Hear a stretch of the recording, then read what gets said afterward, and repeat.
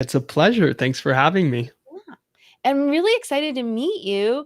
Ella's told me a little bit about you, and I mean, it's just from what I'm really excited to talk to you because I have all these questions. I was reading everything you're doing, and I find it really fascinating. But I guess first of all, like I just curious, like how do you know Ella? She I connected was, us. yeah, I was a coach for her for a couple of years. Actually, Oh, I was just on the phone with her 2 seconds ago and hopped off to come jump on with you. oh, we should have told her to come on. Yeah, well, maybe we could text her, but Yeah. yeah. So I coached her through developing curriculum for her first series of products, and then sort of took her through the actual business architecture. How do you actually build something from the ground up and Right. make it more predictable, more sustainable, more profitable, which Mhm. are kind of the big things that everybody seems to struggle with nowadays, right? Mhm. Yes. So, Yeah. what about you? How did you get connected with her? So I met her when she was working for John Benson, and I was Mm, doing John's Facebook ads and getting just more involved with his business. And so, because it was a tight team, yeah, we were just thrown in and have worked really hard for a lot of different things. So, mhm. and then after she moved on to a different career path, yeah, we just stayed in touch. And I know remember we were talking, I was helping her out a little bit when she first got started trying to figure out, what course to do and things like that. And we've just stayed in touch ever since. Very, very cool. And so I'm sure you're not with John anymore. What's your big focus right now? Yeah, so my big focus right now is actually twofold. So it is working with I actually have a team where we actually run omni-channel marketing campaigns for e-com businesses and coaches and infopreneurs because what we found is that, like, I'm sure you're aware, like all the privacy issues and just stuff happening with Facebook. Oh yeah, It's not it's just not as much fun for some people, right, to run ads as it used to be. And then we're for just really sure. finding that, if you can sort of quote unquote be everywhere, or at least don't put all your eggs in one basket, you can actually scale up faster and better. And I'm known primarily for doing Facebook ads, but Mhm. we're really trying to move more into the omni-channel approach just because we've seen so many different benefits from it. And the other good thing is because it's not like here's a YouTube person, here's like a Facebook person, here's Sure. like a Pinterest person, a Google person, because we're all as a team, we work together. So we're like, we're sharing what's learning, and we're learning from each other. And you can also Yeah. then see, oh, okay, sometimes you don't always get the sale right on Facebook. Sometimes you're actually generating brand awareness, and then people are Googling you, and then the Google ads are picking up the purchase. Right. So, you just kind of look at everything holistically. We're just finding that's a better way to scale up, That's the especially magic for, word. yeah, Yep. yeah, especially for some of the bigger companies we work with, because it's just that's just the way to go. We think really that's how to be like future proof your advertising. So yeah, so I've been doing that, and then I also have a mastermind that I work with business owners in a very just one intimate capacity to yeah, and those are like six-figure business owners, just to help them. A lot of them want to be more not working in their business but working on their Right. business. I'm sure you Right. get it. Actually, this is Mhm. a really good segue into, I was reading on your site about your approach to leverage, and I'm like, yes, you get it. Right. Mm. It's being in the leverage business. I don't know if you want to expand a bit on that, because it took me a while, like years ago, to figure that out. And I was just Sure. really, I just love your approach there. Well, I mean, you're a really good example of it, and I'll tie that back in. But with my, I mean, hell, from folks that I have as students all the way up to my private clients, which are, you know, high end companies, PayPal, Damon John, loads of folks like that. And with all of them, you find these trends in most of their companies. They start in maybe the first couple of years in this lacking sort of phase where everything's all about money, everything's about just cash exchanges and transactions. And for most of them, those periods of time are extremely inconsistent. They go through these big boom and bust cycles all the time. So they'll make a bunch of money and they'll lose it all, and they'll make a bunch of money and they'll lose it all. And the reality is, for the most part, none of us are really just like industry pros. We're not ad folks, or we're not dentists, doctors, lawyers. We are always in the leverage business. Every decision we make gives us more leverage or less leverage. And what that means is, when you as an entrepreneur can adjust your decision making and your thinking to be more about the creation of leverage, you open up a world of opportunities that were not available to you when you were just a transactional business. So that Mhm. means all of a sudden you can be, Dan Sullivan says there's 6 ways you can get paid: cash, connections, creativity, capability. And I'm on the spot trying to remember Dan's stuff, but um, these are some of the amazing ways that you can push a business that's in its infancy, the first 5 years. You can really push it forward. It's just manifesting bigger, better opportunities through relationships, through developing capability on new offers. Confidence is another one of them. And that's what a lot of folks in their first 5 years lack.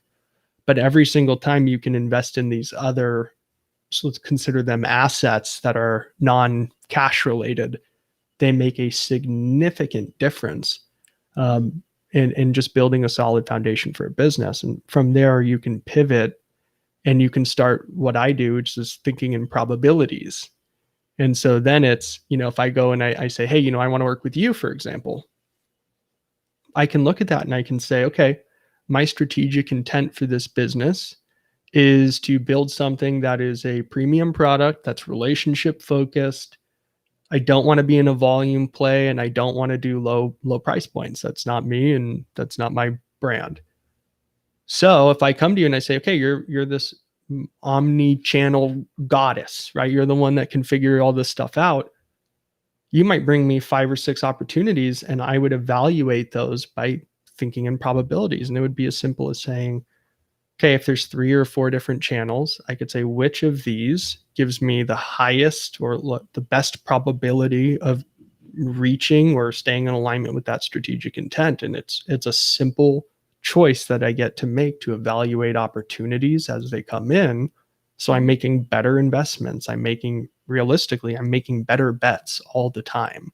Mhm. And part of that is just this constant leveraging and re-leveraging of the little things thousands and thousands of times over. And it creates this very, very successful, stable platform for you to build the business that you want to build on. Right. And I know you're the master and you worked with like the biggest names in the world, but can you give an example of, sometimes I talk to like people are starting up or, like for example, like we were just talking about our friend Ella, and you were helping her when she was starting up. Like what are Mhm. some examples of, I think, leverage for somebody in that position? Because I think a lot of times we have this perception that somebody like a PayPal or a Damon John, like of course they have leverage because they have these huge platforms and Sure. and resources. So that's awesome. And I totally appreciate that.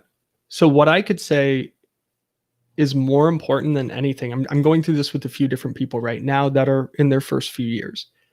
And the biggest thing that I find is a lot of the decisions entrepreneurs are making today when they're in their first few years just don't serve them. They don't empower them.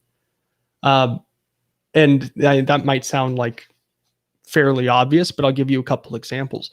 For the most part, the business models that entrepreneurs are selecting in their first few years are completely, completely disempowering them from actually building successful businesses. That means that if you look at, and I'll try to not go too far down the rabbit hole, but if you go back in the beginning of advertising really starts in the 1890s, and prior to that, there was no really big ad world because banks didn't want to lend to companies that had to advertise. They thought it meant that the company was weak.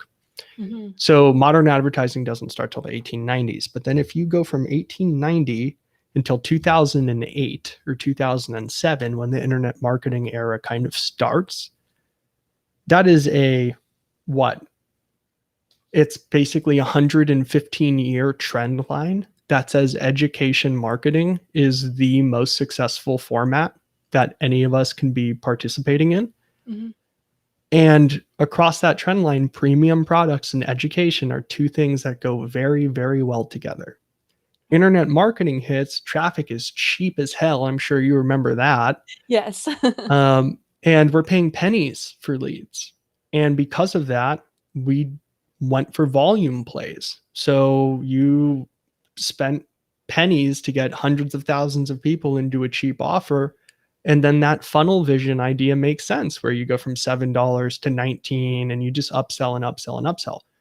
The problem is that worked really well in 2011, 12, 13. Those still, like, those ideas are still what people are selling entrepreneurs today. But the reality is the market's totally different. What I pay for advertising is hundreds of times more expensive than what it was a decade ago. So Mhm. you have people that couldn't replicate their success today teaching people how they did it a decade ago when the environment is totally wrong for it. So you're essentially setting yourself up to be disempowered because the cash flow is impossible to run. You don't have an in-house list to essentially offset a lot of those costs. You don't have the existing partnerships or affiliate relationships you'd need to offset those costs. So you have a cheap product, no traffic, and the only way to sell your cheap product is expensive traffic. That's not a business. It puts you in a place where you're always playing a losing game.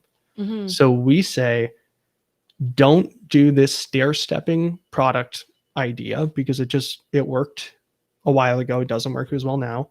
And can I swear on this? Is it Sure. okay? And my big thing that I tell all these folks just starting out is stop selling cheap shit. Mhm. Stop competing with people. I do not care what your peers are charging. Your peers are completely irrelevant. There was a study that came out from the Bureau of Labor and Statistics. Businesses that fail 80% of the time don't blame their competition as the reason for them failing. It's usually something internal. Only 20% of the time do they blame competition. Mhm. So that means why do we care about what our competition's doing? They're almost functionally and statistically irrelevant to our success or our failure.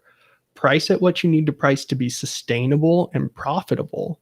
And then you go and you build the rest of the ecosystem around that. But if you're selling cheap shit all the time, you are basically trying to chase profitability. And Mhm. $100 million, $1 billion companies are getting cratered by cash flow problems the same way an entrepreneur in their first 2 years is. Cash flow is the thing you need to solve for at the beginning of your journey. Mhm. That is a leverage idea. Higher price Mhm. points is leverage. Right. And so, that's something that we did with Ella right away was changing price points, introducing a different model that would empower her. And we did that with Ella, and we also did it with Damon. We're doing it with the Rich Dad advisors right now and changing their Uh-huh. model. Uh-huh. Yeah. It's just small decisions that make big differences. Right. And I can see how that's very, like, daunting for somebody starting out too, because, like, you're trying to just get past imposter syndrome to realize you Mhm. can do this, and then at the same time, you're trying to sell, yeah, like, a premium service. So, I mean, when I first, like, years and years ago, when I first started out being an entrepreneur, I actually started with a franchise for that very reason, because it gave me the confidence, Mhm. right? Like, I have the system and I was like, "Okay, no problem." Like, I can sell high ticket now because I have confidence to do it. Um, and so that was how I kinda got around it. So, let me ask you a question because, I Yeah. had this experience, but the day before I sold my first really high ticket thing, the Mhm. highest price point I'd ever sold was like 2 grand, 3 grand a month. Mhm. And then I walked in the next day and sold 22,000 a month. And before that, maybe my highest single fixed payment thing was maybe 12 grand and I sold a 75. Now, for me, I wasn't any different the day before I sold it and my time was worth, you know, a fraction of what it would be the next morning when I woke Yeah, up. yeah. So for you, was there a real transformation or did you just have a moment where you just said, I'm going to charge more money and if it works, it No. works? No, it was a process. So my Mhm, background is I'm a litigation lawyer as well, a litigation and mhm, corporate lawyer. So everybody's thinking, "Oh, no problem. Like you get up in front and talking to people all the time, and you shouldn't have any issue with this." But when I became an entrepreneur, I still had the story in my head that I'm a lawyer. I'm not a salesperson, and I didn't want to be a salesperson. So, right, but I had to figure out, I know my personality. My personality is I'm also very systems driven. Like I need a system to start with, and then mhm, I can just kind of go from there. So, um, and again, another reason why I started with a marketing franchise is they also had a sales coach who had a system, right? And so what I did was I once I had that, and so I had the system and I had something I could sell and I understood how to do it, that then just that's what opened it up. That's what transformed it up. So then I just started, and then once you make your first sale, right? Then you mhm, just start to go, "Oh, I can do this," right? Like if people are, and then when I made my first bigger sale, like when I remember when I first did my first $5,000 a month, I actually did have my coach on with me. He actually came on to the first call to help out. So again, because I knew like I just needed that little bit there, because when I was sure, a lawyer, that's what I was used to, right? You work with a partner and they kind of bring you in, and I watch and I model what they were doing, and then I can go do it on my own. But that's right, because I figured out how I learn, and I know other people don't necessarily learn that way. But that's just been a pattern for me. So now I mhm, know if I need to do something new, I'm gonna do that. Like I did that recently. I had like a health issue and I fixed it. And because I had a system, mhm. I could just follow and test and kind of iterate from. Well, I think that's not unique to you. Like Mhm. it's so because what you're saying is that's the reality. All of us have to go through that where we sometimes need to just be kind of shepherded along and have Yeah. confidence in something. Yeah. Because I can tell you, hey, go raise your prices. Yeah. But if there's no practical way for you to sit down and make that reality, it's going to scare the crap out of you, and Mhm. that's normal, right? So for me, that's one of those things that I think gets lost on folks. People think systems are things that constrict you and stop Mm. you from being creative or whatever. Yeah. But for entrepreneurs in their first 5 years, especially, systems are the things that will give you a freedom and a license to go out and build your confidence, right? Because I just had a conversation with Ella, right? She's seen my sales training stuff for years. She still Mhm. doesn't do it properly. And and so I was asking her, I said, how do you hang out in my universe for years and not do this one thing? It's such a big deal. She goes, "Oh, well, I take bits and pieces of it." And I said, "Okay, well, the reality is like if you wanted to learn how to make the world's best, I don't know, let's say the world's best lasagna, right?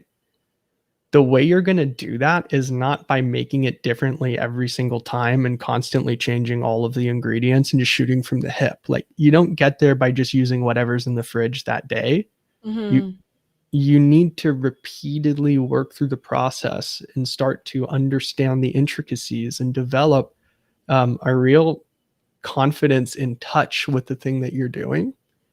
And that's how we get there. And when we handle sales and we shoot from the hip, or our marketing and we shoot from the hip, or even our offers, I'm sure with you, just like with me when I started out, you could have probably heard me make the same offer to 50 different people and it would have been different every single time.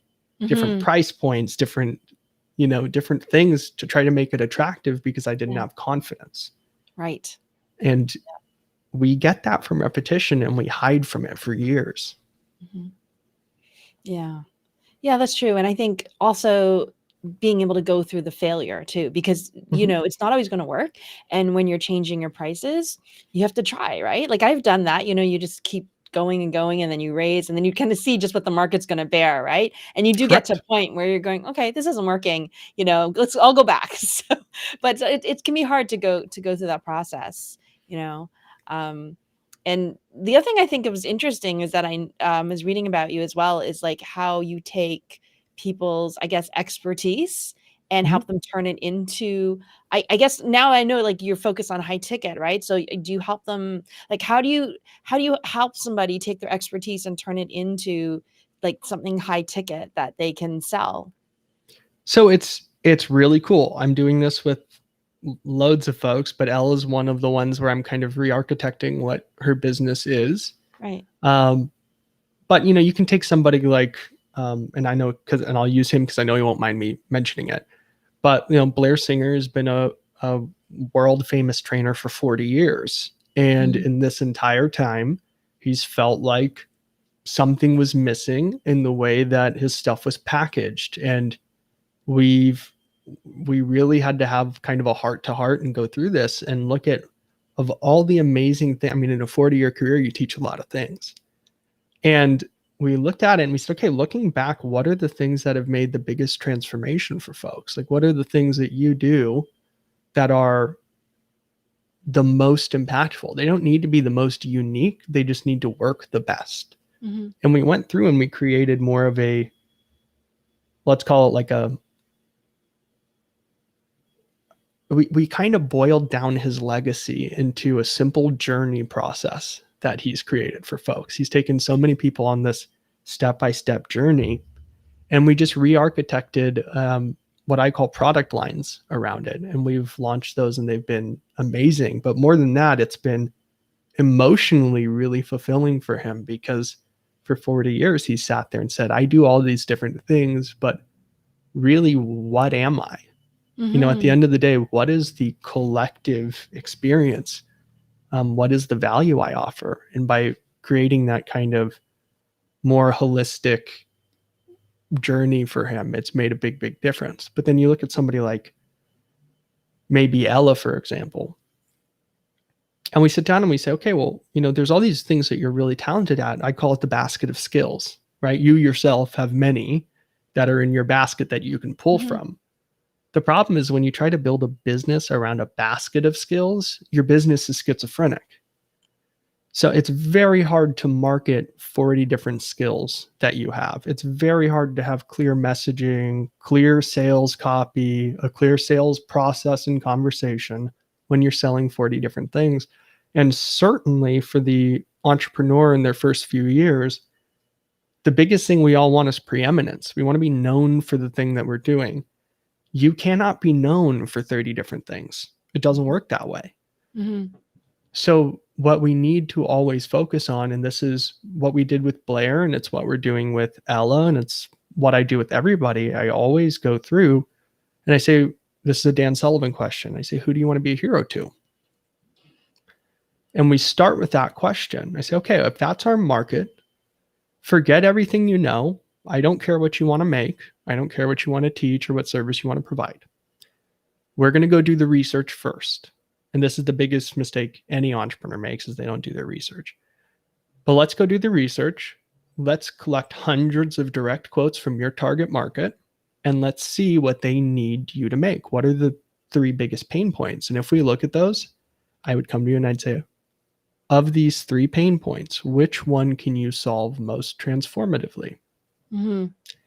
And you are now forced to look at your basket of skills and maybe select one or two things from it. Mhm. And that becomes the product line. It could be the Mm. from the course to the group coaching to the one-on-one to the Halo offers. It would all be consistent across delivering that same result, right? Right. Yeah. Yeah. Now you can introduce new product lines every year, and every time you're doing it, it's new pillars to your Parthenon. It's 4 new things that you can sell annually, which means you have diversified your portfolio, as it were, and every single year you're strengthening what you're doing, Mhm. which kind of makes you, well, there's a reason the Parthenon's still standing and it's been 2,260 years, That's right? a good point. Yes. You know, so Yeah. that's really what we do is we make sure, I mean, everybody's got these amazing unique skills, but if you can intentionally and intelligently dovetail it into what a market already wants, then now you can curate everything that you do, simplify the whole process, and create real transformations for folks, which Mhm. is really hard to do when you're trying to teach about 30 things in one course. Mhm. It's easy to do if I have you go really deep on one topic, right? Right. Right. So when they're So adding the other pillars, is that like adding Is that expanding on that one pain point that you're helping and going deeper, or is that adding another skill from the basket? Really cool question. So I always say there's basically two ways to grow it every year. We either take the new product and we introduce it to the same market, or we take the same product and we introduce it to a new market. So if we created a really great Facebook ads program, for example, just to, you know, take something that we're familiar with here, Yep. if we created that, then the next year we might say, all right, I can take it to a new market or I can create a new product. If I'm looking at my interactions with my, let's say, group coaching folks, private clients, if you're doing a course, your students, and I see the questions that they're asking, I Mhm. might see that when I've given them a solution to their ad problem, it's Mhm. inspired new questions and new problems in and of itself. So it could be, hey, Right. I'm getting a ton of ads, but my pages aren't converting. Mhm. So, well, there's an opportunity there. If we are in integrity teaching about copywriting, then it can certainly be our next product line. Mhm. Maybe it's the issue is sales calls. Maybe they're just not converting their sales conversations. Well, if you're integrity teaching about sales, then that is a justifiable test as a product line. Mhm. Mhm. Okay. Conversely, if what you see is that you are not qualified to do those things, you either take that same exact product and maybe you go and run Facebook ads for dentists or Facebook ads for blah blah blah blah blah, new product or same product, new market, right? Mhm. Yes, got So we have it. very specific choices we get to make. Mhm. Mhm. Yeah. That's interesting because I was just having a conversation the other day with a friend, and we were kinda talking about, you know, debating about, okay, do you do what you just said, take your one skill, go to different markets, but at the same time, it was kind of bugging us and say, well, but we could solve like from soup to nuts, right? All of their problems, right? And that's Mhm. also one of the complaints some people have is say, I really like working with you, but now you're kind of forcing me to go somewhere else because I've gotten everything I could from you, and now I have a higher quality problem, and and I have to go find somebody else. I really don't want to. Mhm. So I think that's interesting. Yeah. Well, you open up really interesting leverage opportunities. Like what you're talking about with your specific situation, and honestly, here's what I would do if I were you. Mhm. Um, I think what you do is special, but I think it's more special if you don't do everything and you're not someone's one-stop shop Right. forever, right? Yeah. And what that does is it opens up partnership opportunities where you can be the person that goes and vets the next step. Folks, I always tell people like look at the before, during, and after. I learned this Mhm. from Dean Jackson a decade ago. Mhm. But there's people that are going to work with you that are your clients, and they are going to have invested in things before they got to you. Mhm. They're going to be buying other stuff while they're with you. Mhm. And once they're gone, they're going to have new problems and new things to invest in. Mhm. So why are we not actively making sure that we have partnerships in all of those environments? Right. Because those are great lead sources, great referral sources. There's a lot of reciprocity that we can create there. And the biggest thing for someone like you or for someone like me is being the trusted advisor. Mhm. And Yes.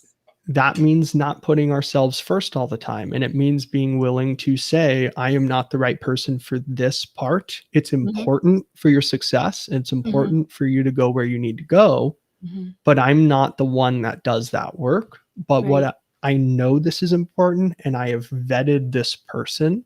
Mhm. They're very good, blah, blah, blah, blah. And they're going to take very good care of you. Mhm. There is more respect that we will get from our clientele saying no and sending them to the right people Mhm. than from trying to do everything.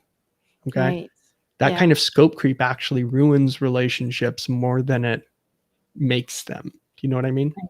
Yeah. And I mean, I think what you say there is very smart because it almost sounds like it's the best of both worlds, right? You maintain your preeminence, you're still helping your client, and then the person you're referring to also loves you too and gives you preeminence as well because you're sending them, good clients as well. So Absolutely. it's just, yeah, it just works.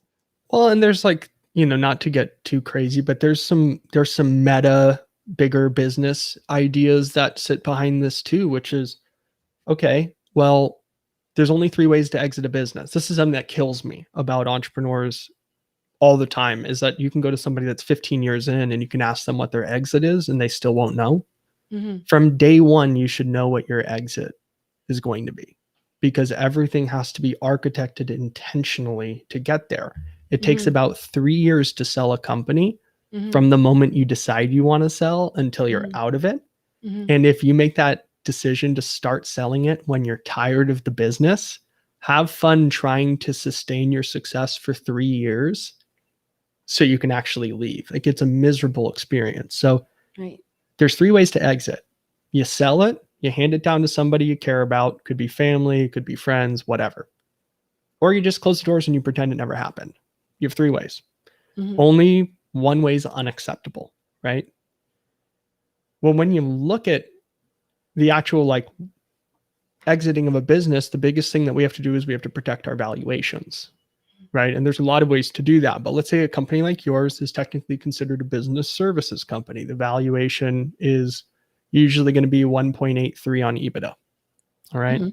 Now, I Yep. don't want to get too deep, but the idea here is if you make a million and you sell for 1.83 multiple, it's not that great. Like you put a lot of time and energy into building this thing, and your return is okay. But if you are intelligent in the way that you architect this relationship with your partners, right?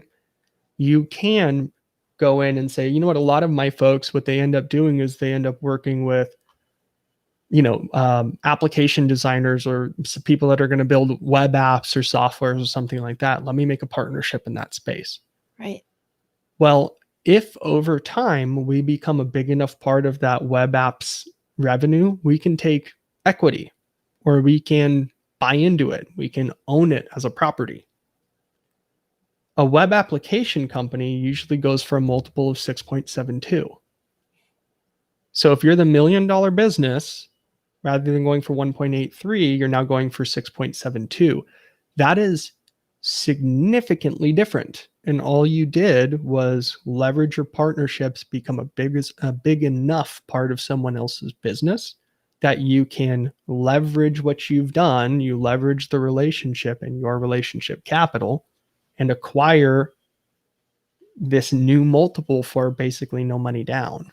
Mhm, And this is a thing that I do all the time is accessing who my clients are already buying from and making sure I have reciprocal deals that are feeding it enough that and I'm paying attention to see if I can become 10 or 20% of their revenue and I can convert that over into equity. And if you do that, now you're starting to build a real portfolio. Like right.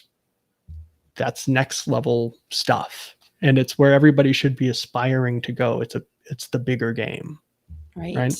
Yeah, absolutely. I used to work with Inc. Business Owners Council, and so I was able to hang out with and learn from a lot of Inc. 5000 CEOs. And the way Mhm. you're describing it reminds me of, yes, how they're thinking and how it's so different from, yeah, people are starting, say, lifestyle businesses or even just starting out with Totally. a service business as a consultant or something like that. So it definitely makes a lot of sense. So curious, like, so the way that you've built your business, Teach to Scale, Mhm. which of the models that you talked about are you following for Teach to Scale? Well, I mean, I'm following everything that I teach, I do to a T. So Mhm. we launch a new product line every year within what we Okay. do. Okay. So it's always, I mean, typically with our audience, it's going to be same market, new product. Mhm. We do have, and at a couple of points have gone new market. Um, and it's fantastic. I just tell folks never go new market, new product because it's just a big risk, right? It's a lot of investment, Yeah, a lot of that's whatever. way too many new things there. Yeah, Yeah. let's limit our variables, right? Mhm. So for me, what I pay attention to is this idea of a product line, not products. Mhm. When I say that, the biggest temptation with entrepreneurs is they go, okay, I have, let's say they're not you and they don't have 30 skills, maybe they have 5. And they go, let me put on my website, I have 5 services for each of my skills, and I'll try to market and advertise that. And boom, I'm an agency now. And it makes us feel good because we feel like we're bigger than we are. Mm-hmm. And the problem is with those 5 different services, those 5 different skills, there's no real easy way for somebody to come in and deem where they're supposed to start. Well, okay, you know what? You do copy and you do Facebook ads and you do SEO and you do, whatever, right? You write email marketing or you build funnels, whatever that is. Right. Well, which one do I need first? Which one of these things do I hire to solve the specific problem that I have? Because invariably, if I have let's say my problem is I'm just not closing enough deals, to a not sophisticated salesperson, that could be a not sophisticated like buyer, which most of us are not sophisticated buyers until someone educates us. It could be a copy problem. It could be a funnel problem. It could be an ad problem. It could be there's a million things it could be. So how do I even know? And when I'm struck with this paralysis, I'll just leave. I'll leave until I find somebody that's got a clearer message around my problem. And that's why I say clarity is what leads to conversion, right? The clarity of our communication is the most important thing. So what we do, and what I think is frankly a better system, is every tier, we always do 4-tier offers. Every tier of our 4-tier offer gives the exact same transformation. It doesn't matter if you come in and you buy my cheapest stuff or you come in and buy my most expensive stuff. It doesn't matter if you're Damon John or if you're just starting out. You will get the exact same result if it's within the same product line.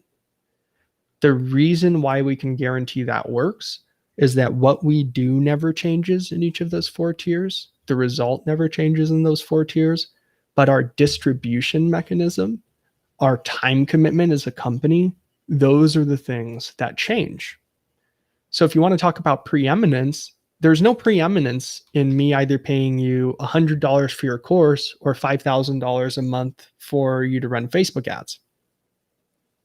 They're 2 different things, right? If your course is on SEO and your Facebook retainers 5 or 10 grand, there's no preeminence there. It's just, you're just doing 2 different things. It's binary. I can either afford you or I can't afford you. And there's no consistent result I can get long tail across all your different things. But if you can create an environment for me where the only difference between paying you $125,000 and $5,000 is how much time you spend with me, not the service, not the result, then you have a position of preeminence. Because what you're communicating to me subtly and psychologically is that it is your time that makes the difference between a $5,000 project and a $125,000 project. Not the result, not the outcome, just your time. That's where preeminence starts to build. Okay. So in a 4-tier offer, I might say, okay, the goal of this product line, let's take what I'm doing right now. We're at TTS, we're doing a test launch for a new product line for 2022 around sales training. Why? Well, we did a product line 2 years ago where we taught folks how to make curriculum and group coaching programs, so group coaching courses, etc. Then they came back and said, that was awesome. Can we get better at the actual business building side of it? So we built Catapult, and Catapult was basically my MBA. It's what I do with private clients all the time. Then, now they're saying, okay, well, we want to be better at the actual sales side of it. We're getting the leads, we have the programming, we have premium like businesses. How do you sell higher ticket on the phone? What are those little moments, those little things that we can do? So we're putting together a sprint program right now, and we're actually selling it right now. But with that sprint, you could look at the 4 tiers being a course on the low end, so none of my time, a group coaching in my mid tier, so minimal time, a couple hours a week, 1-to-1, more of my time, and Halo, a lot more of my time. right? Right. So the only difference in the price points, which could, I think what we're doing for the sprint, because it's going to be really short, is it's going to be 1,500. And then we go to from 1,500 to 5,000 to 15,000 to 75,000. Mm-hmm. And the only difference is how much of your personal time I get from you, like how much attention I get from you. Exactly. So if you want to communicate that your time's worth something, put a price on it. Mm-hmm. Right? Because if you just have different services with singular binary price points, you're not communicating anything besides can you afford it or can you not afford it. Binary decision making does not help you as an entrepreneur right now. And here's the other side of that. So if I have 4 tiers and they all do the same damn thing, no one ever feels bad about having to go 1 tier down. There's no guilt. Like, have you ever wanted to work with somebody and they were just a little bit out of your range? Mm-hmm.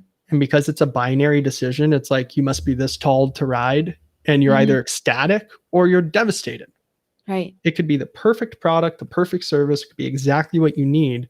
It might just be a little out of your range, and now you get nothing.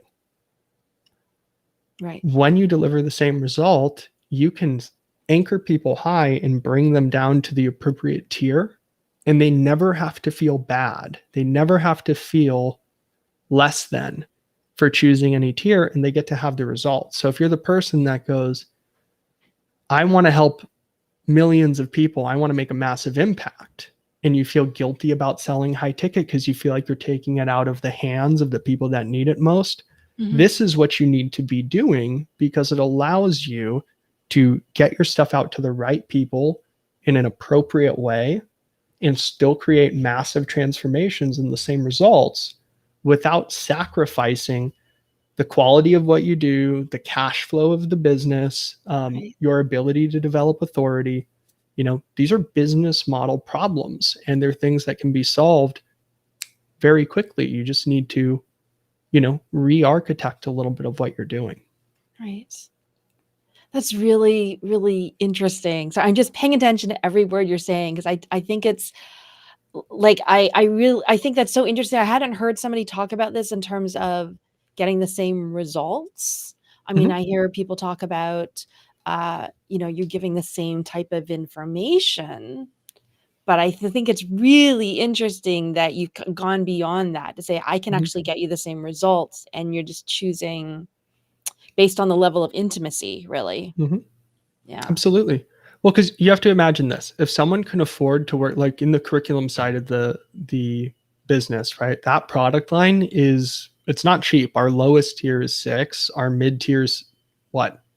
Low tier 6, mid tier was 12, high tier, which was 1-to-1, that starts at 35, and the Halo offer on that was 225. It's not a cheap product line. Right. So you're not selling $27 products. I mean, this is all in the high ticket, if you want to call it that, right? For sure. Yeah. It's a premium line. So you go, okay, well, why would somebody pay you 35 if they could get the same thing for 12? Okay. Well, the people that want to spend that kind of money, they don't want to be in your group. They want you in particular. They want to work with you. Right. So they're going to pay that. Now, what's the difference between them doing the 35 or the 225? It's all the extra stuff you throw in. So like for 35 or 225, they're still getting the curriculum. They're still getting a program. But at 225, my agency does the funnel. It writes the copy. It sets up the whole launch side of it, and it actually helps them facilitate everything. Right. They're just extras. They're not getting anything less going anywhere else. Like the result is the result. The goal of the product line is we get you to actually take that stuff out of your head and distill it into a product. Right. No matter what we do, you get that. Yeah. You just get a little bit of a different distribution mechanism at every single tier. And that's it. Yeah. Yeah. And I mean, there's only so much of you to go around as well, right? So there's Correct. limited spots in any event for Halo and for your other levels. So, it probably works out at the end, right? Because there's also a certain number of people who will, want the Halo level, right? Correct. So I'll I mean, I'll give you the way I came up with this idea, which was a few years ago, I was looking at Porsche, and Porsche introduced a $1 million 911. And, I sat there and I was running the numbers through my head, going, how the hell is that profitable? Like, there's no way, right? There's just the sheer number of people that are willing to buy $1 million 911 can't justify the design, the manufacturing, the materials, the logistics, just freighting them all over, the advertising. But sure enough, all over magazines for a couple of years were these $1 million 911s. And then the cool thing about those traded companies, the publicly traded ones, they actually have to publish their financials. And if you're interested, you can go in and you can pull them and you can look at these things and you can see that absolutely they were losing their shirts on it. So that makes sense as a 1-year mistake. But then why did they do it several years running? And if you just look at that one report, you wouldn't see anything. But if you look at all the reports next to each other, quarter after quarter after quarter for years, you see a trend. And in years where they had $1 million 911, the sales of their $180,000 911 treble. So you start looking at it and you go, okay, the mathematics work out because it's almost a reverse loss leader. We talk about loss leaders like, oh, it's the cheap product that we lose money on so we can make money on the bigger thing. I'm talking about doing it in reverse. I'm talking about anchoring yourself as this preeminent, fantastic, incredible service. Your halo offer is what I call it, because you're going to walk into the dealership. You're going to run your hand down the hood of the $1 million 911. You'll open the door. You'll feel the leather. You might touch the headliner or smell the interior. And you could fall in love with it. But the minute you turn around and you see a $180,000 version that does 85% of what the $1 million version does, that's the one you're going to drive home in. Right. But in years where there was no $1 million one on the floor, you would turn your head and you'd see a $106,000 Cayman. And that's the one you would drive home in. Right. Yeah. So it's become more popular. You've seen Apple did it with a $35,000 Mac. This is a thing that has happened in premium goods businesses forever.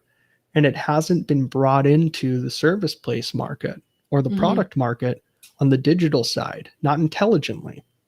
So for several years, we've been doing this now. And we've done it in dozens and dozens of industries. I've done it in probably over 100 different industries, over 1,000 different niches over the past few years, where we re-architect a business model to fit a product line style and introduce a halo offer.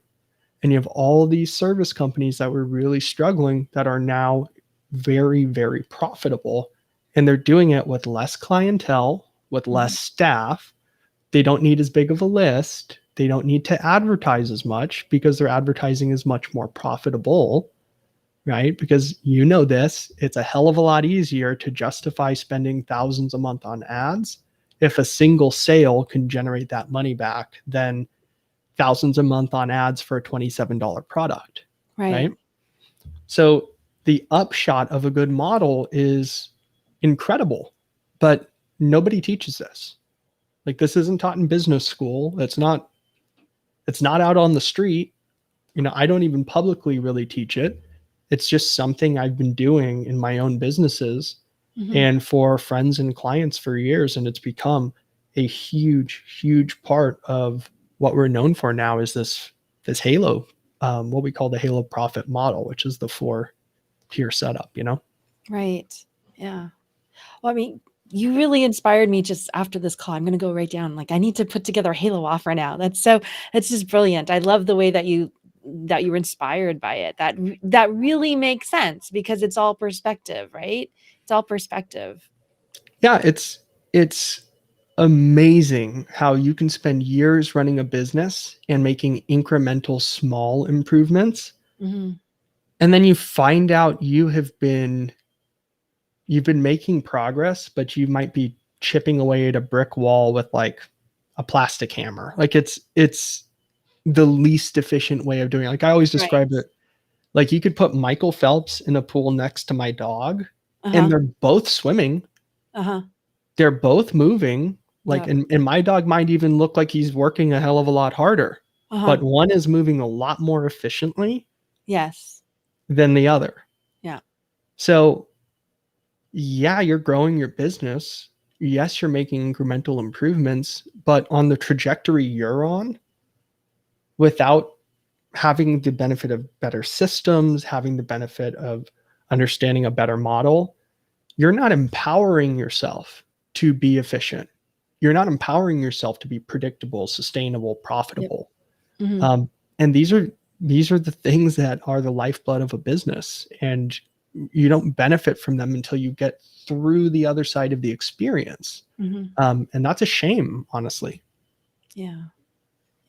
So, and I also love how you talk about how it empowers you, because I think a lot of other people just talk about making more money, right? Making more profit, just success. And I really like how you come from that perspective, because that when you think about it, I think that's really what it is all about at the core, being empowered as an entrepreneur. So I'm definitely with you there, and if I wanted to work with you, how would I start? Like how does it look like? So it would depend on what product line, right? But um, I'm a big believer for anybody that wants to be in my universe, come to office hours first.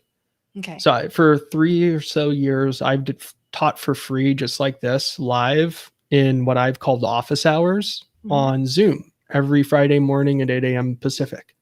And it's really my place to go super deep and take entrepreneurs of all levels. There's a lot of folks just starting out that have gotten their start in office hours and built cool service companies and stuff like that off the back of it. And I'd say never work with me, or anyone for that matter, if you haven't already come in and seen you like the way I teach or you like the way I communicate. It just doesn't make sense. Mm-hmm. From there, if there is something that compels you to work with us, you just want to reach out and book a call. So there's a few different things you can do. You can be a part. We have the sprint session coming up for sales. But the big thing that we do is that catapult program. So my business coaching, the idea of developing out these new product lines, building more authority, developing a better marketing system, becoming a better salesperson, all of that stuff is part of Catapult. And obviously the group coaching is just one tier of a 4-tier offer. Mm-hmm. So there's the group, there's the actual, let's call it the self-paced version. And then there's what the folks like, Blair Singer and those kind of guys do with me, which are more the one-to-one or the halo, where I kind of take a role in the company for a significant amount of time. Right. And functionally, the biggest thing that we always start with there, and I really appreciate you acknowledging the empowerment side of this, where we always start is the vision. Now, I actually had a really great conversation about this yesterday, so I'll kind of let you behind the curtain on this, which is a friend of mine introduced me to this wonderful entrepreneur, and she's built a great company, but she's done it on sweat equity, right? Let's say you're at like 1.5 million and you've done it because you've leveraged your time into the ground. Mm-hmm. So it is irresponsible for me, knowing everything that I know, to just make more money. Right. There's not enough of her to go around. Yes, you're setting her up to fail now. Yeah. Correct. And at the best case scenario is that we double the size of the business and it doesn't kill her. In that scenario, we've just made her a fancier gilded cage. Yeah. Like Yeah. we've doubled the business, but we haven't empowered her to do the thing that she set out to do. And in that regard, we've failed. Yeah, that's Right? like when I'm driving leads for certain companies, right? Like sometimes you can generate too much activity and it literally puts them out of business because they can't take it. Yeah, it's Of just too course, much. the hug of death. Yeah. Right. Tim Ferriss was famous for the hug of death for years when his podcast was like the biggest thing on the planet for a while for business owners. If he recommended a product, the company would almost always go out of business. They couldn't handle the demand. So, my point with her is we need to not just make money. And this isn't about making money. This is about the vision. So if the new vision is you being able to step back and enjoy the life you've created for the first time ever, well, then we can't just keep doing what we're doing, or we'll keep getting what we've got. I can add revenue to any business. That's an equation. It's not a intellectual whatever. It needs more intention. It needs empathy. It needs intelligence to be able to re-architect a business to achieve a vision, because your business is just a machine. You hire that machine to do something for you. Mm-hmm.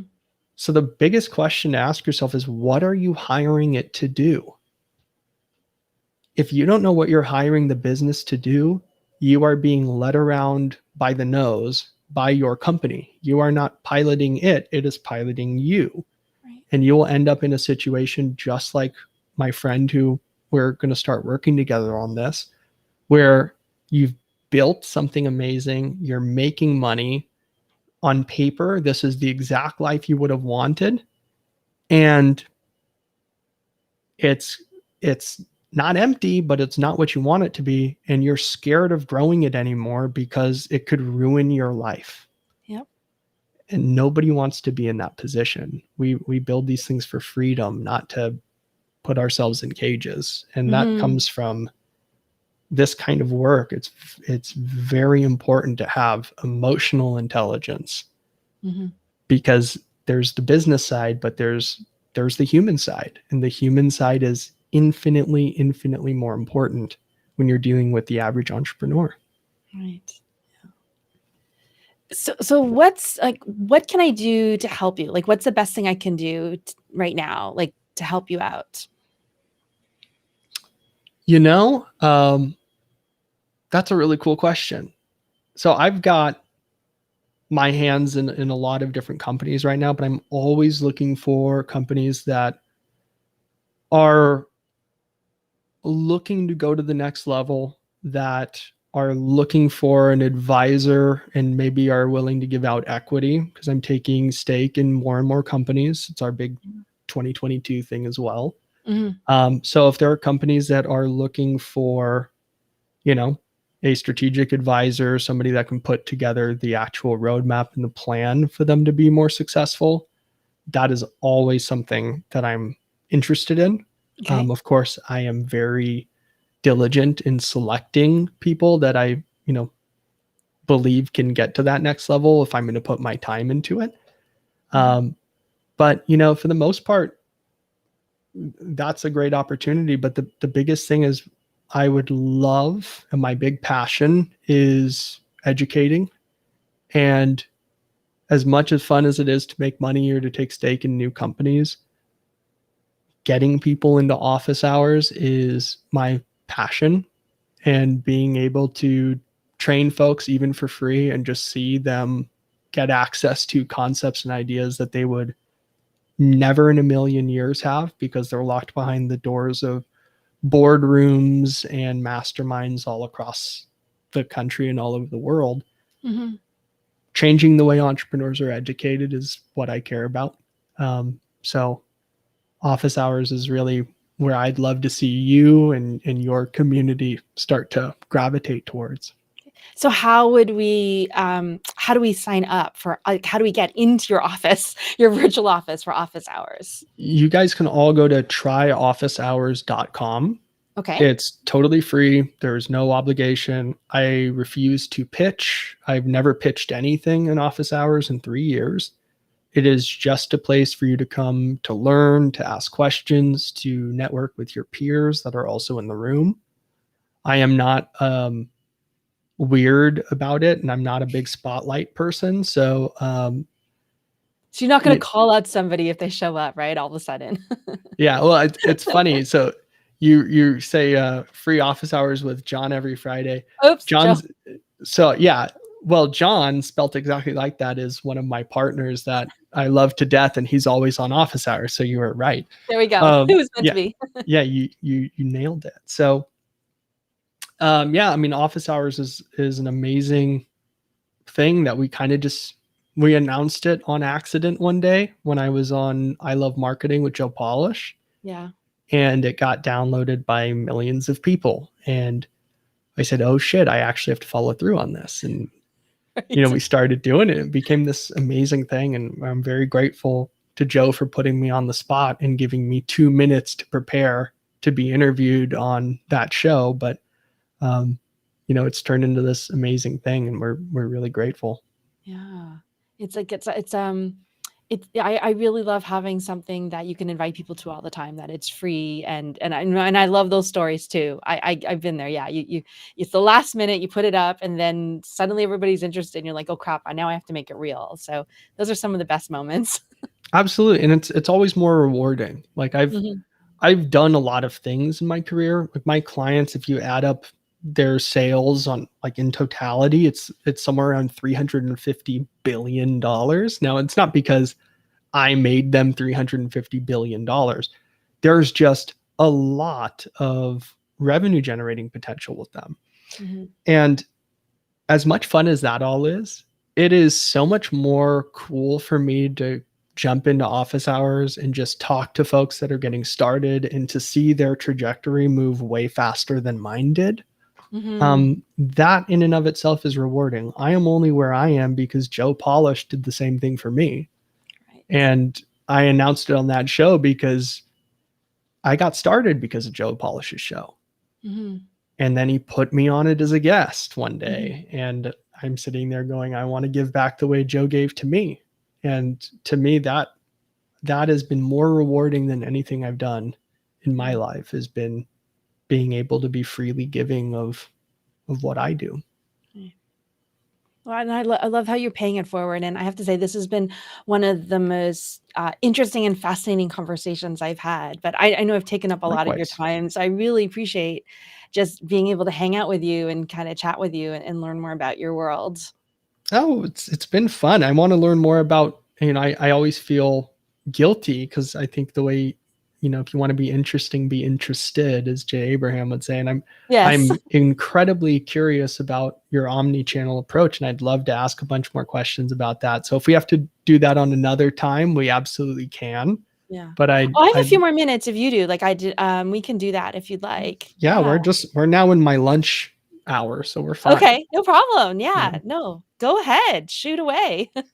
So I've got some interesting challenges in that I take stakes in a lot of different companies, law firms, training companies, service providing companies, and every single one has a different makeup, right? So when I talk about visions, naturally, if we go through and we do a vision casting, which is what I call it, Mhm, every single entrepreneur is going to have a different vision, which means the roadmap and the strategy has to be a little different to get us mhm, there. mhm.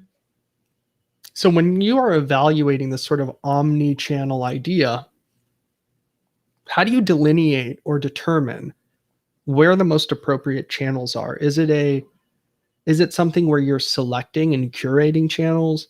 Is it something where you just have sort of these are the go-tos that we start with and then we bring, like, what's the process for making intelligent selections for clients?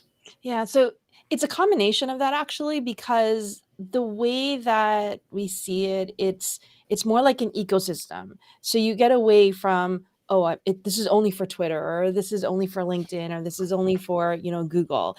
It really is a whole ecosystem, because what we've discovered is that even if you don't see the connections right away, there are connections. It may be 2 or 3 degrees removed, For but sure. everything just affects everything else. And sometimes you don't actually figure that out until you turn off one channel and then you wait a week and they say, oh, something like, why is everything going down on Google? Well, the only thing we did was like turn off this other switch over here. Clearly there's a Mhm. correlation, even though we can't see it right away. So what we do is, and I like to start off with go-to channels. I mean, you still go through the research of figuring out, where is your target market and where are they most active. But, nowadays they're all huge. Like everybody's everywhere, right? So Mhm. it's not as, like definitely like entrepreneurs only hang out on LinkedIn or something. That's just not true. So definitely there's the go-to, like in Facebook, like no matter if we love hate Facebook, right? Like it's still good. Their algorithm is still really, really good at finding people who are going to opt in or buy. Like it just is, even if you hate it. Mhm. So I like to include Facebook, definitely Google. And even if you're working on a small budget, I always recommend having even just like a brand campaign going, Okay. because like if somebody's searching for teach to scale or halo offers or even just your name, those are hot leads, right? Like Yeah. they're probably looking to buy. So you want to make sure you dominate that page, and so that's why like that to me that's just low hanging fruit, and you can even just put one up for $5 a day, even if you just want to, just to see what happens and what people are doing. So Mhm.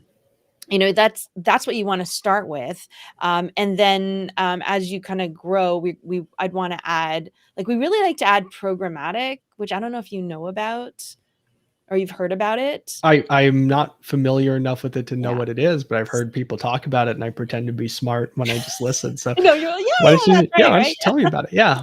So, my partner actually Jordan does programmatic, and he can just talk literally all day long, and some of the stuff is over my head, but a lot of it's inside of the Yahoo network, and like he can get you on connected TV, so like people, you can be educating people while they're watching their shows and movies on Hulu and things like that. So it's just this Mhm. whole other area of the web, right, that can go on there. Right, right, right. And so we'll use that too, as well as different types of social networks. So but you want to start off with the core, right? So Mhm. I prefer to start off with programmatic Facebook and Google slash YouTube, because I just think that that's smart, because it's sort of like, I think the way you were talking about how you have the four pillars, this is Mhm. kind of like these are three different ways of getting at people, because social is like interruption marketing, because people are looking at pictures of their kids and cats and memes and stuff, and then you're interrupting them with with an ad. And then Google, that's more like search intent, so they're literally hunting for something. And then when you Mhm. go to programmatic, which is more like display ads and banner ads, and a lot of times we're sending them to advertorials or articles with really, really good stories, and you're just drawing them in that way. It's just another way of, I think, getting in a different part of people's brains. So you can kind of figure it out that way, and then Mhm. kind of see how things go. But that's how I would say I would do it for an offer that's already working. I actually like to use Facebook to figure out new offers. I don't love to work with new offers all the time, because it's not everybody has the time and patience and resources to Sure. figure it out. But I find Facebook to be very helpful, and just like what I call unlocking, a new offer, because you can do all these little micro tests and kind of figure it all out. And then once you're like, okay, this funnel's working, now let's expand it into other channels. So if that makes sense. Cool. Yeah, no, it really does. And that's interesting because we're experiencing some stuff in the law firm that I'm you know, working on right now, where I came in and there's just a tracking nightmare. I mean, there's a million things that we're doing, but it just was a all over the place. And from time to time, my friend, who's the owner and the founder of the company, he would just say, ads are not working. Let's turn the ads off. Yeah. And everything else would tank in the business, even Yeah. if it didn't look like the ads were converting. And so, Exactly. he flirted with it a few times, but clearly there was something he wasn't seeing that was having a significant knock-on effect. Mhm. Yeah.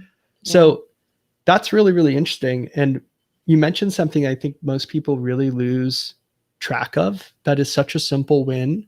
But those really hot buyer intent keywords Mhm.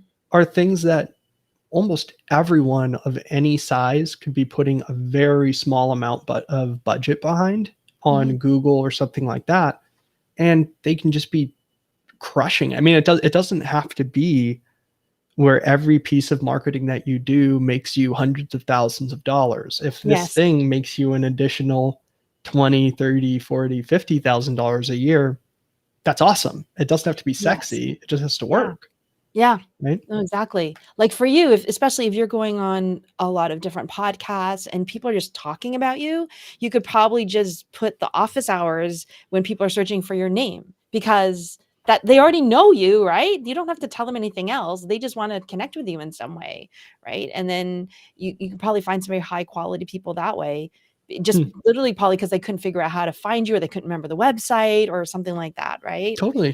Totally. Yeah. I mean, most people understand that they're well, they don't understand it, but if they were to actually look at their search habits, 90% of the time they're searching to solve a problem. Yeah. It's very rare that we do things for just pure investigative sake. Hmm. Like, sure, every once in a while I'll be Googling, hey, which was that Alec Baldwin in that movie or something like that? And Right. maybe I'll look up the movie title or something and do an Hmm. Hmm. investigation. But for the most part, it's like, hey, you know what? I'm having this problem with my computer. So is it like, how do you get into blah blah blah blah blah on your PC or whatever? Yeah. Like, Also because we don't remember the name of the solution, like, because correct. everything happens so fast. Like we are bombarded with so much stuff. I may have seen something go by in the feed in LinkedIn, or I'm like I love TikTok. So I'm on like TikTok all the time, but I don't remember. I just like, oh, it was that thing that did this other thing. And you just try and Google like crazy, right? To try and then when I see it, I'll recognize it, but I usually Mhm. don't remember the product name. Well, and that's why branded links are so damn important. Like, Mhm. you even look at tryofficehours.com right there on the screen is like, that's something that even if you forget my name, because I have a Mhm. lot of vowels in my name, my family's Sicilian, and you might not remember our company name, Mhm. right? You might not remember what I was talking about, even. You might have a vague understanding. But if you know that you wanted to go to office hours, try office hours is a very easy, thing Yes, for you to like grab a hold of. remember. Yeah. Exactly. Yes. Or Yeah. like we used to advertise getmorejoe.com, That's good. right? And it was just easy ways to Yeah. to stick in people's minds and just to make things very, very simple. So Yes. um so often the biggest thing I think that's like holding, and you probably see this on the lead generation side, that's holding companies back from going to the next level is as simple as making the process as simple as possible. It's the Mhm. client journey stuff that you're very familiar with. Mhm. It's understanding that whether you come from LinkedIn or a podcast or Facebook or you hit organically or whatever, that your client journey is consistent across every one of those channels, Yep. and that you're not orphaning those people, and you're making sure that, hey, if nothing happens at this company until someone gets on the phone with me or with someone on the team, then every road needs to lead intelligently to a phone call. It needs to be Yes. simple enough. Yeah. Otherwise, we could have the best funnel or the best ads. If we make the experience crappy, our results are going to be crappy. Mhm. Yes, that's true. That's true.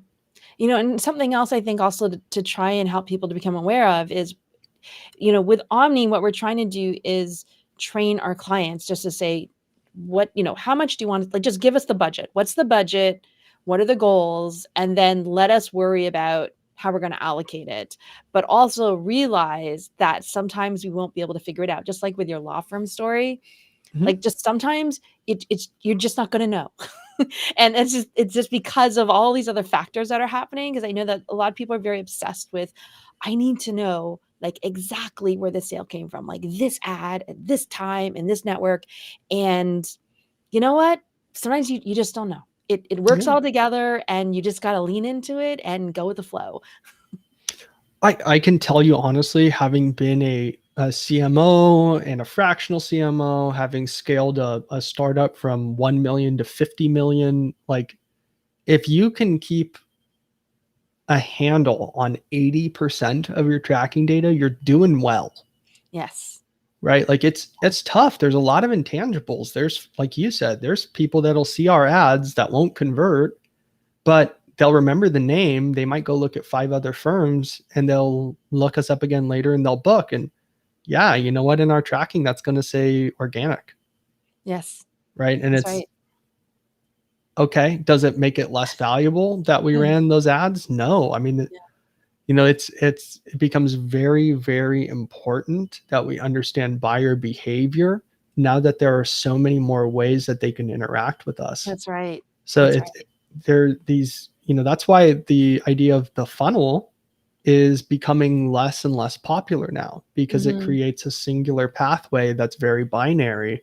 Mhm. And I don't know what the last thing you bought that was expensive was, but I can damn near guarantee you didn't move step by step by step by step. You probably looked No.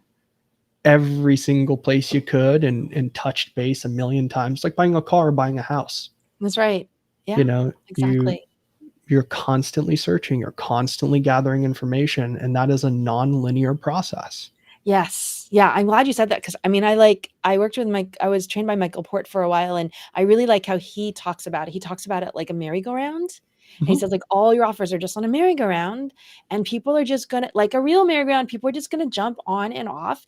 And sometimes they need this, and sometimes they need that. Sometimes they need your free thing, and sometimes they need your halo thing. But let them, they're just gonna come on and off. And that's Mhm. you just offer it. You put it out there, right? It's pull marketing, not push marketing. So Correct. And this is like one of the biggest things that I always try to hammer into people psychologically is that there are a lot of things that you're going to do. And if you want to be successful, you need to be divorced from your results. And that means that there's going to be a million times where something doesn't work. And that doesn't mean it's not valuable at all. It means that you need to be able to actually take the learning and push that into something new. And you need to understand right. that that's part of the process. Mhm. And there will be times where you make offers that kick ass and they don't convert. Mhm.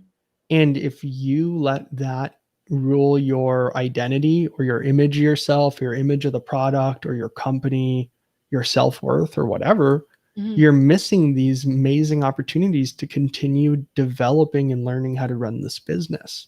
Right. Yeah. And that's such a big deal because if we say, oh my god, I can't track every single thing that happens in the business, now I'm in a panic and throw my toys out of the pram here, Yes. that's that is a huge mistake. The business is no less valuable because you can't track that last 20% of your leads, Yes. Yeah. right? It doesn't mean the ads aren't working as much. It doesn't Yeah. mean that, so all of these things you use the exact same term I use, an ecosystem. It Yep. is a holistic environment. It's It is. something where every single factor, every single channel, all of these things need to come and play together, because if not, we end up with this very schizophrenic business. Mhm. And we spend all of our time diagnosing, we spend all of our time trying to fix and spot check everything, and the reality is the problems are totally different than the symptoms we're seeing. And we can drive Mhm. ourselves nuts trying to find 5% incremental changes in all these different channels That's right. when we might be able to generate significant force multipliers by realizing we have a model problem, Mhm. right? We have an overarching issue here that we're hiding behind by fixing symptoms. Right. Absolutely. So do you have any other questions about omnichannel? This is really interesting. So, I mean, I have a million. So with what you're doing on the omni-channel side, when I evaluate platforms, I look at some as being ROI generators and some as maybe being brand sort of markers. Like different platforms have different values in Yep. my mind, right?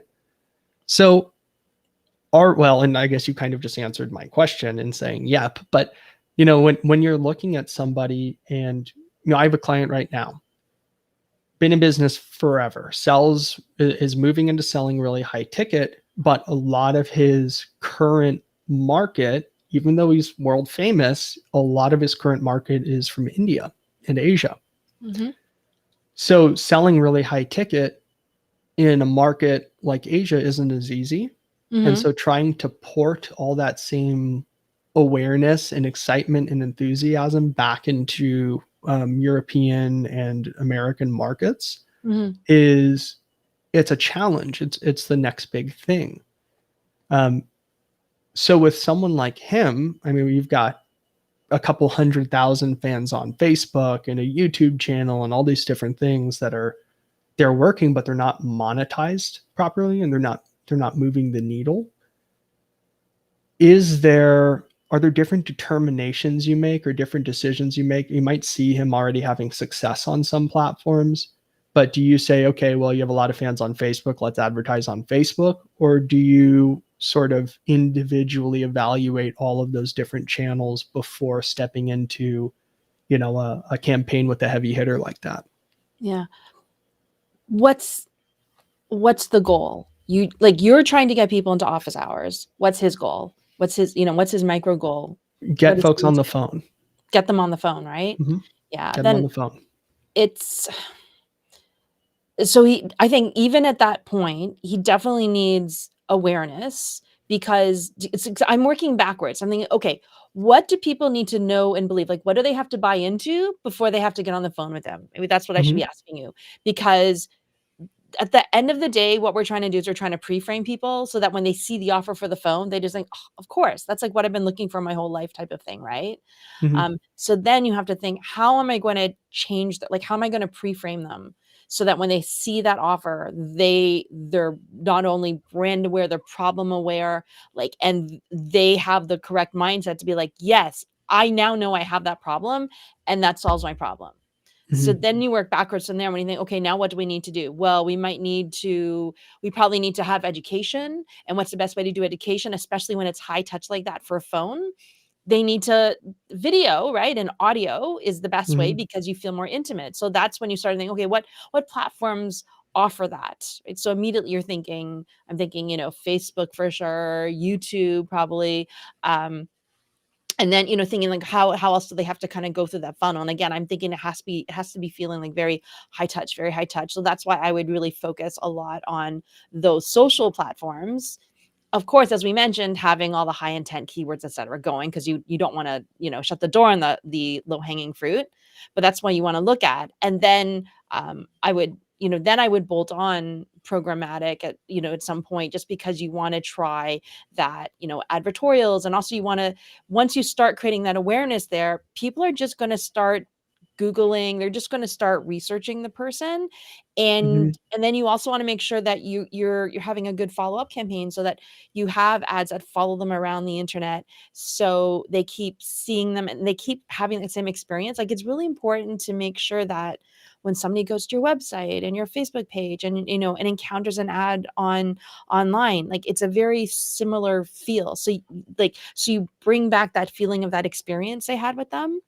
Yeah. And then that makes, and then to also to help them remember, and then they'll see another ad to book a call, and they'll book the call. So that's sort of how I would work backwards from there. And like it's so I think it would be different if you said, oh, like we're trying to sell widgets, right? Which I know you would Mhm. because you're more into the high ticket. But if you're like, I have a shoe store and this is what we're doing, right? Like, it would be a different play, right? Because we're not trying to build that as much trust and intimacy so they trust enough to be like, yeah, and I'm going to get on the phone with somebody and I'm going to show up to the phone call too, which is Mhm. another issue, right? No, I mean, that makes perfect sense. Yeah, and I think what you're saying makes a lot of sense as far as the what do, and I love that, by the way, like, what do they need to believe or feel in order to jump on the call? That's something that people don't think about enough. And Mhm. it's a one of my tenets is, like, if you go on our website, you don't see anything that we sell. I don't have a page that says, like, hey, here's all my offers. Yeah. And the reason I don't do that is I sell the phone call. Yeah. We don't sell anything else. We sell the phone call. We provide Yes. value on the phone call. And if there's something for us to talk about further than just us helping you on the phone, Yeah. um, we'll go in and we can make an offer. But Yeah. we're not in integrity if we're telling you, hey, you come self select and decide what you need. Because as the advisor, that's like me saying, I'm your general practitioner. And I Right. tell you, before you come in, I want you to go on and put at least 2 hours into WebMD first, and Right. come in with some diagnoses. Let's see what you got, and I'll see if I agree. Exactly. Like, Yes. that's a Yeah. terrible model because Mhm. people are subconsciously or consciously self-selecting into something that might not serve them. That's right. And now, if you present something different, you're in a conflict, even if you have their best intention Yeah. in mind, right? So for anybody doing service, like for you even, I would sell a phone call that provides a real result. Mhm. and then allow myself the flexibility. And this is another reason why you don't say what the product is. Allow myself the flexibility now to sell the product line and have Mhm. 4 different price points depending on who I'm Yes. speaking to, Yeah. so that I can provide the best result for where they are today, rather Yeah. than, again, if you book a call for one product, it's binary, yes Yeah. or no, Yeah. right? Yeah. So, you give yourself an incredible amount of leeway as an Yeah. entrepreneur. Yeah. And most of the platforms too, like you can do a lot of different things on the platforms. So it's not like, oh, only like Facebook is only good for this one thing. There's so many different things you can do with it, and with LinkedIn and TikTok, and like so many things you can do there. So I do find that that's something that people miss. It's Mhm. about the content and the order people need to encounter content in, right? Because it's like ads are just mirroring the customer journey, right? Like that, right? It's just elevating certain parts of the customer journey, and then also you have to figure out, well, what part of the customer journey do I need to elevate? Because maybe I only need like this part elevated because we're doing really well over here, right? Mhm. So that just depends how you use the different platforms. And I think it's just about picking platforms that have algorithms that can just really help you find the people you need to find. See, that's an interesting premise, right? Because I think a lot of people aren't caught up to date on what the different algorithms do. And Mhm, I think it leads them to make really foolish investments. Like mhm. there's so many folks that decide, like, oh, should I have to be on Instagram because everyone else is on Instagram? Yes, Or I know, I let me hate that. jump on, yeah, let me be on TikTok because TikTok's big right now. And Yeah. it's like, if those don't match your strategic intent as a company, they're incredibly wasteful. Yes. And they are just massive time sucks. Like Yeah. you've opened up TikTok, and like, I don't use TikTok for business. I use TikTok for stupid stuff that I send to my wife. Mhm. And you can open TikTok and go, well, maybe I should try this for business. And you could go down a rabbit hole for like 6 hours Yes. of trying to oscillate between learning it and watching more stupid videos. Yeah. And it's like, if it never fit your strategic intent in the first place, it's just waste, Yeah. Yeah. It's the right? same thing that happens when people go viral on TikTok, right? Because like I work with Sue Zimmerman, who is a TikTok coach, and she's got like Mhm. over 200,000 I know, followers. So Sue. she knows about viral. Oh, you know Sue? Mhm. Do you? Oh, Yeah. that's awesome. Love the small world. So one thing we see all the time is like she'll have people come to her, and they went viral because they posted a picture of like, I don't know, like their dog taking a bath or something, right? But they serve like women coaches or something like that, or they're a dating coach or whatever. But all of a sudden they got like a million followers because everybody liked this one video they put of their dog, Mhm. and then they think they're famous for like a hot minute, and then realize like this has nothing to do with what I do, and I just have like a whole bunch of dog lovers here, and this is like it's nothing to do with my business. So it's Yep. it's a waste, right? In terms of going after that. And so she talks a lot about too about like being intentional, even though you never know if you're going to go viral, but at least keep putting out stuff with that same theme, because when you do go viral, then at least you'll go viral for the right thing. Like when you basically went viral on Joe Polish's podcast, right? Like at least Mhm. you put out something that's going to help your business. You didn't just put out something that was just totally random because you knew everybody wanted it. That's true, right? Like there's Alex Mondosian's a mentor of mine. He's become like a really, really good friend over the years too. But Alex always says something that I love, and I repeat it all the time. The only thing worse than going in the wrong direction is going in the wrong direction enthusiastically. I love that. And that's what everybody does. Alex and I work with, very high end people, and that idea of going in the wrong direction does not exist only for people just getting started. There are people like, I mentioned market research being a big deal. I can go to an entrepreneur that's in their first year. I can go to somebody like you that's got experience, and I can go to someone like Damon John, and everybody knows what they want to make. And I can say, did you do your research? And every single one of you invariably will tell me, yes, sort of, or I've sold a lot of these, so I think I know Right. them. Yeah. And I will say, no, you haven't done your research. Here's the process.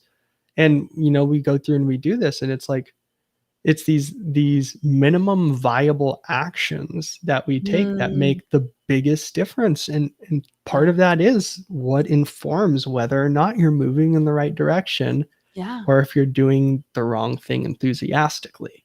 Yep. Um, and it is dangerous. Yes.